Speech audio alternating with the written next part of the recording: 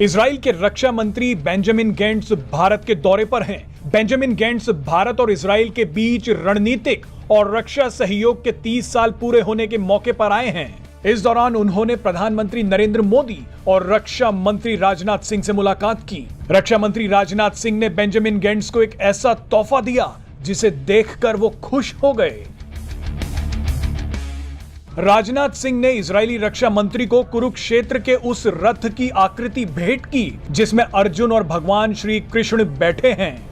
आप जानते ही हैं कि भगवान श्री कृष्ण ने अर्जुन को गीता का उपदेश इसी रथ पर दिया था। इस उपदेश के जरिए भगवान श्री कृष्ण ने अर्जुन को डर पर विजय और निर्णय लेने की क्षमता का ज्ञान दिया था।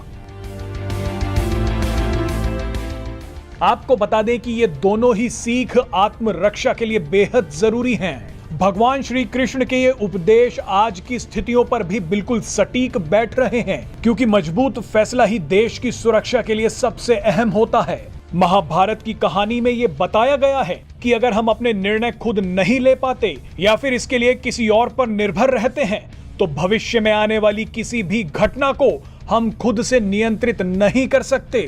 रूस और यूक्रेन का युद्ध इसका सबसे बड़ा उदाहरण है। इस युद्ध के दौरान भारत ने कई ऐसे निर्णय लिए जिनकी आज तारीफ हो रही है।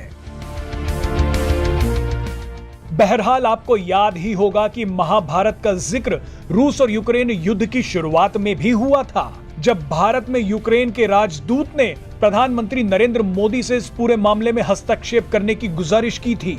यूक्रेन के राजदूत ने कहा था कि भारत के प्रधानमंत्री नरेंद्र मोदी श्री कृष्ण की तरह शांति दूत बनकर युद्ध को रुकवाने की कोशिश करें। Just remember Mahabharata. Even before Mahabharata war, there were active attempts of solving this conflict by peaceful means. Unfortunately, in Mahabharata case, it was not so successful. But I am hoping that in our case it should be much more successful.